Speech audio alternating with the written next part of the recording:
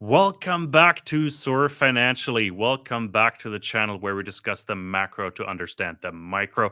And today we'll discuss charts, a bit more technical today, because I'll be joined in a few short seconds here by Gary Wagner. He's the CEO and producer over at the Gold Forecast. You probably came across his name because he produces a lot of gold commentary on a daily basis, actually. A lot of great content. And I couldn't believe it. I last had him on the channel 7 months ago. No idea why it took so long to bring him back. Fantastic guest. I always love chatting with him. But before I bring him on the screen, make sure to hit that subscribe button. It's somewhere down there. I don't know. YouTube keeps moving it. So just go and find it. Really appreciate if you hit that. And now let me bring Gary on the screen. Gary, it's great to see you again. Thanks so much for joining us. Happy New Year to you. Happy New Year to you. And it is great to have an interview with you again. Yeah, it's been way too long. I couldn't believe it when I saw it was 7 months. I don't know why time flies, but a lot has happened since, and a lot for us to go through and chat about. Because last we had you on last, as I said, 7 months ago. Gold was extremely volatile. We barely touched on 1620 around that time per ounce, and now we're trading near all-time high levels. Let's recap. What happened, Gary? It did move much higher. It moved as anticipated, but it was not sustainable. And so the question really becomes, why wasn't it sustainable? And why do we have gold at that area and higher now and seems to be sustainable? And I think the basic answer to that is that the undertones that are moving gold higher now did not fully exist then on a couple of areas. Secondly, 7 months ago, when you would ask the Federal Reserve, when are you going to cut rates? When are we going to see interest rates go down? They would say, we're not even talking about that. And of course, in December, Powell said that we've discussed that and we're planning on cutting rates over the next 3 years, 0.75%, 2024, and so on. So those are the key differences, and the geopolitical landscape is different. Absolutely. Yeah, you brought up Powell. I've said it in other interviews before. My audience probably is sick of it as well, but I was surprised how aggressively dovish he was and how clear he was in his language. And the market said, well, you said 3, let's turn it into 6 rate cuts in 2024. And of course, the day after, one of the Fed presidents came out and said, we didn't mean it that way. You know, rate hikes are still on the table. Is that what you mean by undertones, sort of that stopped the rally in gold? Absolutely. And I remember watching the interview on CNBC of the Fed official you're talking about. His words were, we're not even discussing rate cuts. And I kind of, my daily video, I said, really? Because Powell specifically came out and talked about rate cuts. And then when you looked at what's called the SEP, which is a summary of economic projections, which contains a dot plot, the vast majority were calling for rate cuts. Now, there were only 2 of, I believe, 18 members or 17 members that did not see rate cuts as something feasible this year. And I'm assuming, because though that's anonymous, I'm assuming he was one of those 2. Absolutely. It would make sense because he came out quickly and backpedaled in official capacity, which really stopped a rally in the main markets and also the rally in the gold price, like right in its tracks. So really took the wind out of its sail. Let's talk about that a bit more. Let's talk about the Fed policies. Like, what do you expect, Gary, to happen? Are you more in the three rate cut camp? Are you more in the 6 to 8 rate cut camp? Depends on the source, of course, you want to listen to. I'm curious what your projections tell you. Well, my projections are based upon the dot plot and what Chairman Powell said at the last press conference. We're not going to hear from them again to a great extent till the end of this month. That's when the next FOMC meeting concludes. And Powell came out and he said the median dot plot, which is where the majority of Federal Reserve officials believe it will go to, are anticipating a total of 3 rate cuts this year, 0.25% each. Currently, Fed funds rates are between 5 and 5.25 and 5.5. That would take it, down 0.75% to the 4.5, 4.25 area. I have to believe that what the Federal Reserve put in the dot plots, and more importantly, what Powell said, is what they're anticipating. But he also hedged that bet and always throws in, we are data dependent. And should the data support not doing those rate cuts or having a rate hike even, we are going to be quick to act. And so I believe that they're going to stay on track as long as inflation's trajectory continues to show a slow and steady decline, which brings up, I believe it was last week or a week and a half ago, the most recent CPI, which actually showed upticks in core and headline and came in fractionally above economists' forecasts. Yeah, 3.4%. Also in the Eurozone, the inflation ticked up again. The question is now, inflation feared, like a lot of analysts predicted, we'll see a rebound in inflation. It usually is like a sinus curve, but more aggressive, more compressed. So like, okay, we see the 8-9%, we go down, and then we explode higher, we come back down, and then that usually happens in 3 waves. Do you agree with that, or is that just let's call it an anomaly?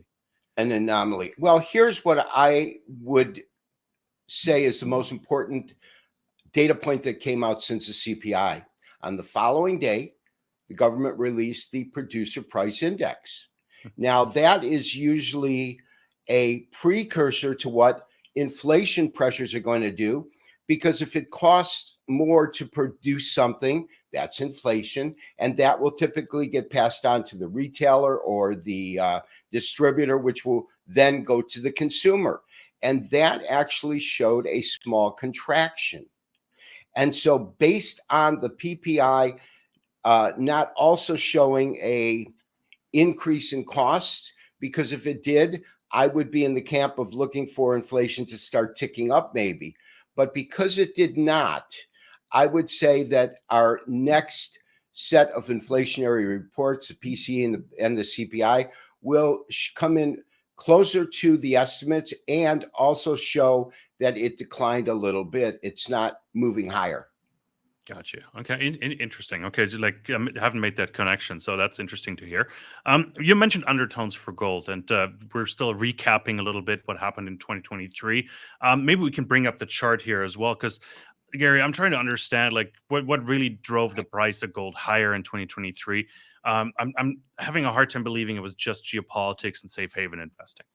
Well, there is the over optimism of Federal Reserve action this year. As you just mentioned, the vast majority of Fed funds futures traders, and this is based on data from the CME's FedWatch tool, is looking for interest rates to come down much more, not severe, but much deeper, let's say, than the anticipation of 3 rate cuts.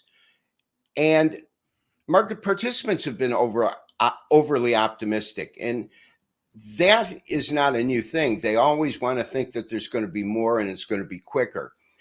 But in terms of what we've seen this year, I don't believe it has been all geopolitics, but I think that the tension on 2 fronts, the Middle East as well as Russia and Ukraine, have not been going away. And I think that that's the scary wild card. But let's leave that for the last thing. I think the first thing is going to be Federal Reserve action, because as they bring down interest rates, that creates bullish momentum, bullish undertones for gold. But at the same time, inflation going down creates bearish undertones. So there's kind of a push-pull there.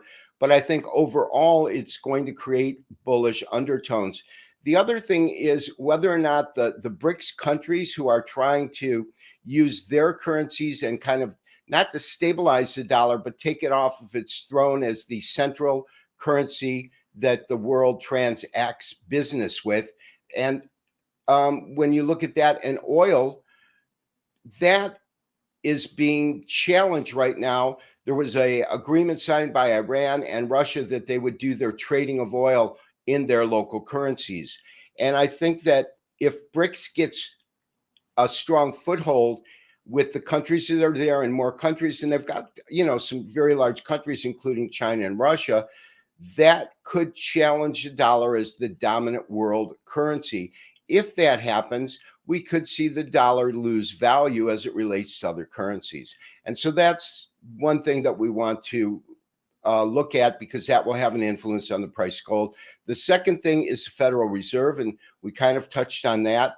And the third thing is geopolitics, because what started back in October 7th has only spiraled. And now the question is, will that spread from a regional conflict to involve more countries? And we just saw that happen last week with a coalition of the United States and Britain attacking, I believe, 17 targets, 60 targets in 17 areas or 12 areas. And that's worrisome. Absolutely, no, absolutely. As you said, like, and it drove the gold price higher over the weekend as well. Like, it was an immediate effect on the gold price, but unfortunately, like, history has told us that geopolitical gold prices are usually not sustainable. Absolutely correct. I tend to call it when a country's doing what we call sable rattling. So we've had all kinds of dogma out of North Korea. We should annihilate the U.S. We should make sure it's, that kind of talk might have cause a temporary spike in gold, but it won't be sustainable. And what is a quandary to me is, take, for example, the conflict in Ukraine after being attacked by Russia. That's in its second year. And if anything, from the reports that we see, and, I take all reports on the news with a grain of salt, because there's going to be an element of truth, but depending on the source, I don't take it as gospel, let's say. That's still going and actually accelerating. They're using stronger weapons, bigger missiles. And so it seems as though the public has a short memory for actions like that. And when they go out of the news cycle and they're not as reported as intensely as they were on the onset, then people begin to discount that. And so that's one of the reasons when there is geopolitical skirmishes, you get a spike up and then it quickly comes down. It becomes an unsustainable move. I think this year could be different. I hope I'm wrong. I hope I'm wrong. But it's where I am deriving my target for where gold could go to this year.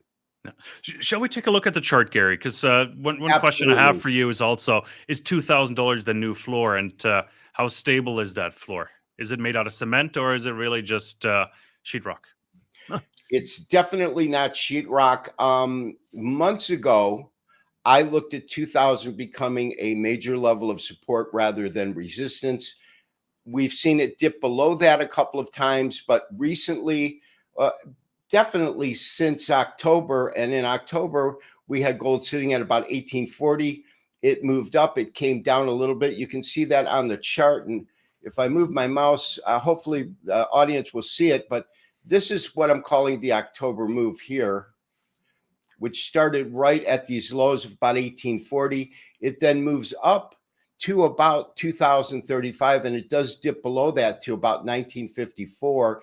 Then we had this spike in which we saw it rise tremendously on Friday, although it closed at 2093. That's our highest close on record. And this, of course, is futures data. And then beginning in Australia, so Sunday for us on the mainland, it actually spiked to 2153, but by the close of New York, was back down to 2043. And that was one of the wildest whipsaw markets I've seen in a while. But since then, if you look at the most recent low, which occurred Monday, December 11th, it comes in right at around 2000. So I think that there is solid technical support for gold at 2000. Is it concrete? Let's say that it's unbreakable paper, because if the right fundamental events occur, it would just go through it like a hot knife through butter. However, if the basic fundamental fabric that we're looking at now maintains to a large degree in the same way, I think that 2000 is the new level of support, and it will maintain that. Absolutely. Let's shall we do a bit of forecasting there, Gary? Where do you see things headed in 2024? What do the charts tell you? given the mix of circumstances we've just discussed as well?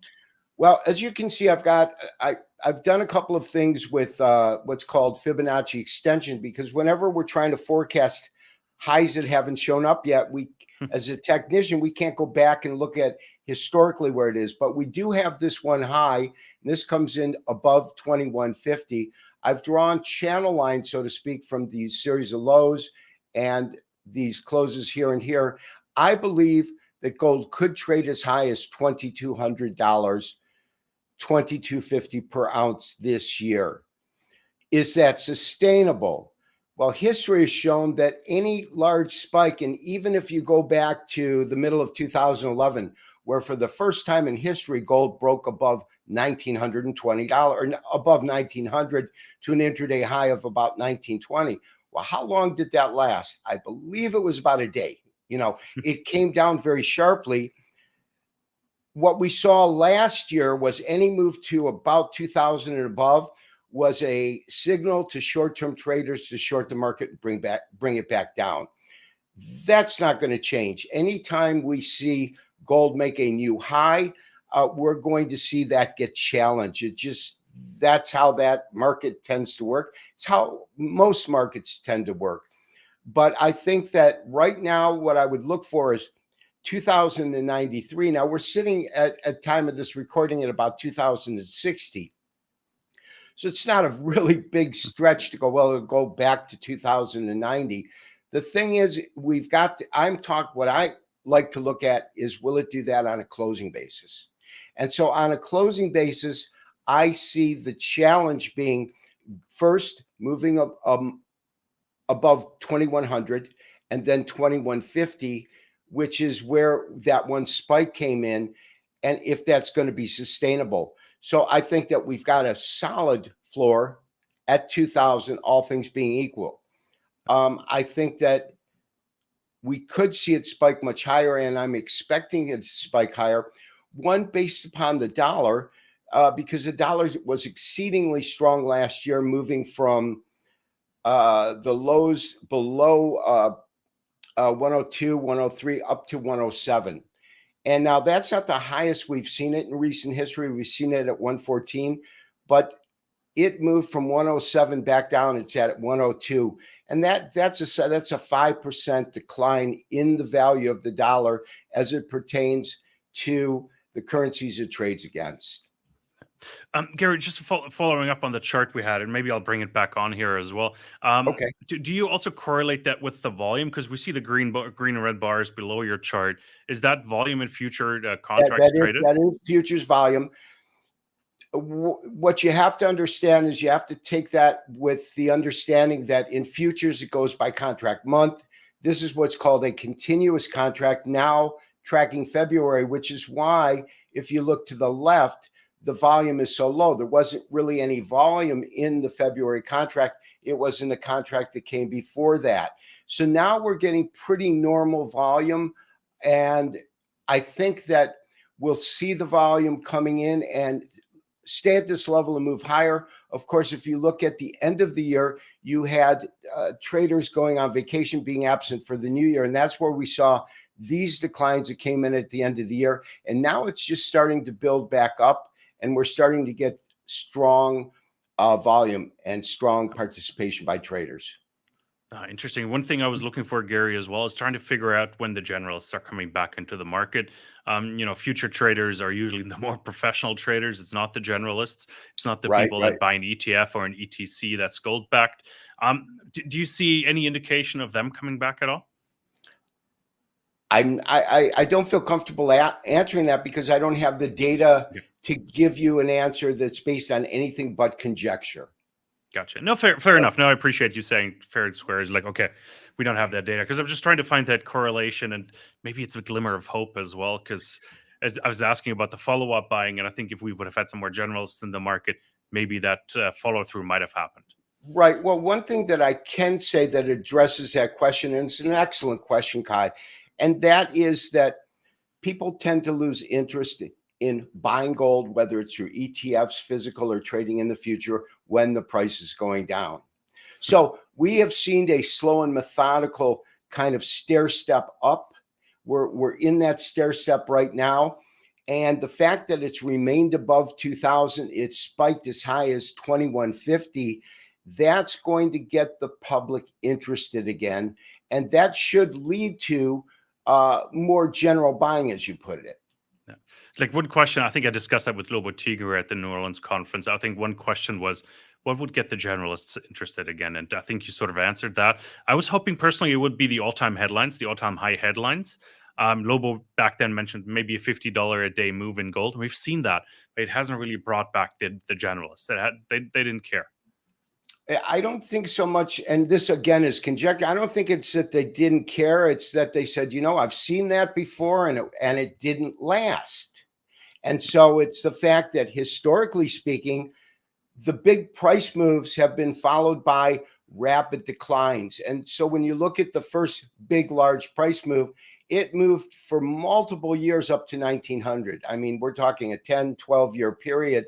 Once it got there, it broke down. And then for a year and a half to 2 years, I believe, it traded between 1800 on the high and about 1550 on the low. And it kind of bounced back and forth. And then it broke through that. That break took it to the lows. This was February 2015 of 1020. And I remember that month and that date because that's when George Soros started buying a lot of it. And I said, that's telling me maybe it's time to get back in. That is the low. Interesting. That's a good, interesting side note there. Fantastic. Gary, I'm trying to make the segue to silver. And I think the best way to do that is via the gold-silver ratio. Okay. We need to talk about that because it's still very, very high. I think we're trading around 85. I'm not maybe 85, 86 gold to silver or silver to gold. It's still extremely high, and silver seemingly has decoupled from the gold price. Usually they go up in tandem, they go down in tandem. Of course, silver usually more violently, but that chart has decoupled. Let's jump into that. Let's discuss that, Gary. Yeah, what we're looking at is just a silver chart. And to the point that I want to illustrate is, whereas we've seen gold on a slow and methodical climb, when it would hit a new high, it would come down, but it would trade to a higher low. Although we're seeing that in silver, one thing that all of us have noticed that follow silver is that silver made a high of about $50 when gold traded to above 1900. But since then, on all these subsequent new price highs in gold, we didn't get that follow through in silver. And so silver ceiling has been $30 rather than $50. And so that's a question that has been a quandary. It's been a difficult question to explain rationally. Volume is good, but it still seems as though silver is range bound. There's a ceiling right now, short term at $26. So when gold spiked up, because these are occurring at the same dates, this is, if we look at it, this is October, the low. So I call it the October rally.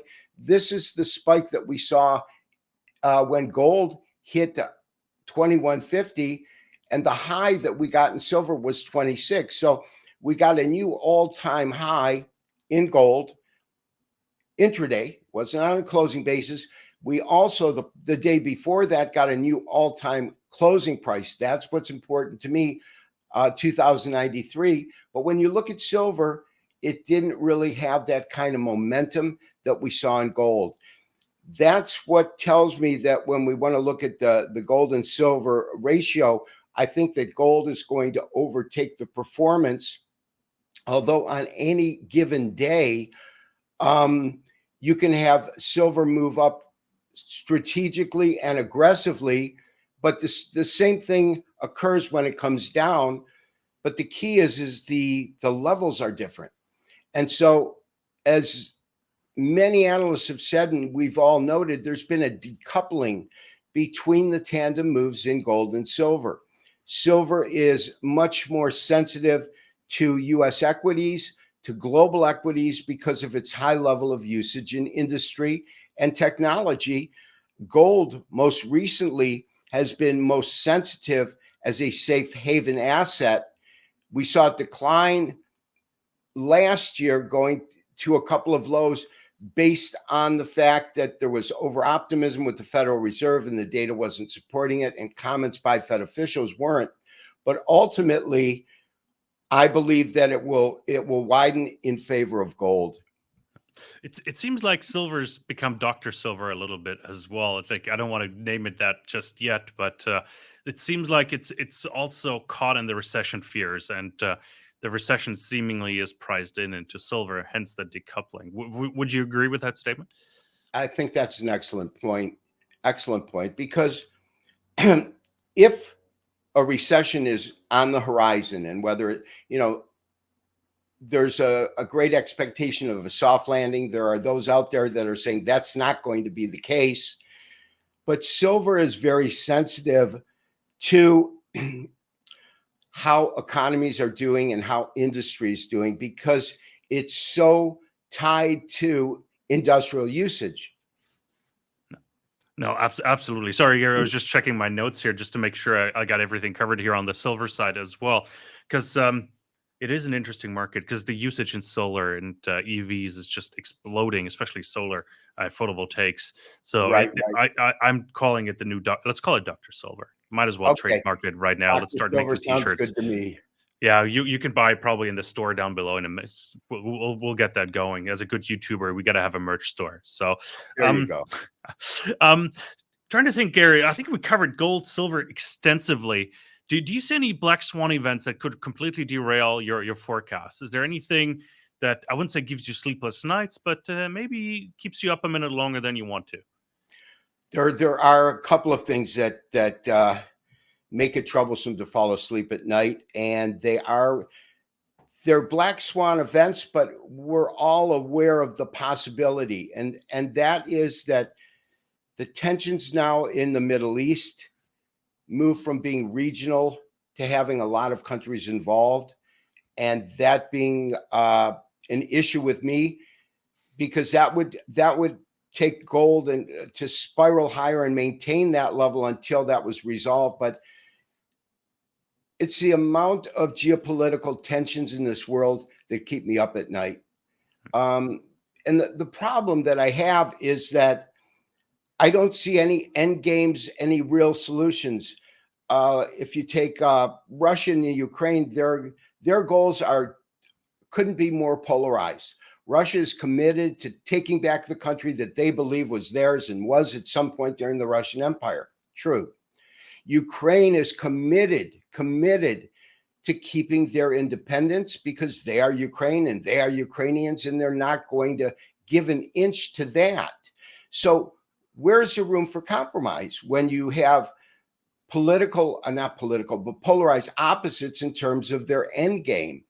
And when you have that kind of a fracture, it's very difficult to know what will happen without a really catastrophic event.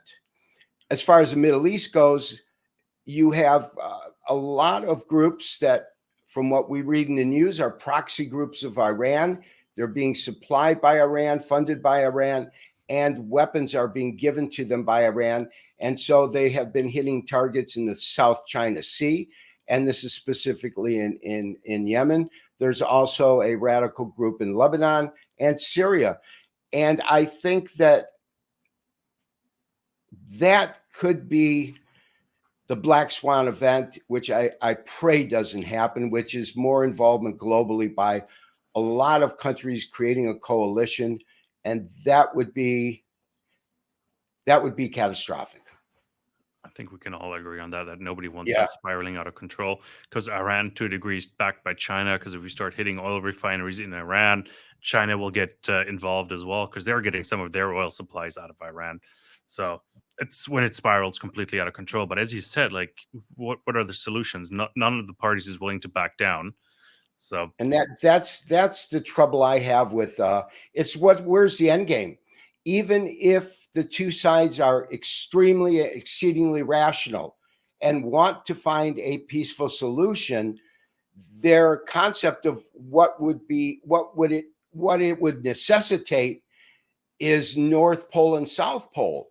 And how do you meet in the middle when there is no middle ground that either side would be happy with? And it's the lack of end game that scares me, or a plan of compromise.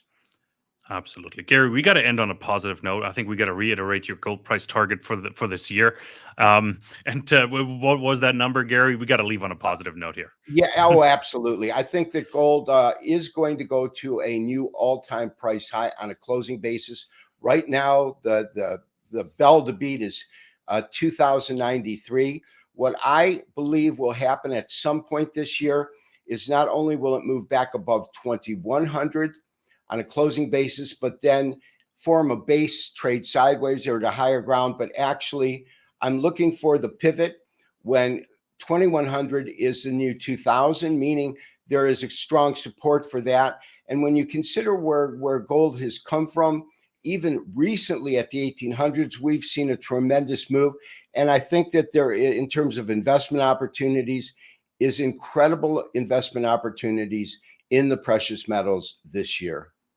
Fantastic, Gary. Fantastic closing note. Couldn't have said it any better.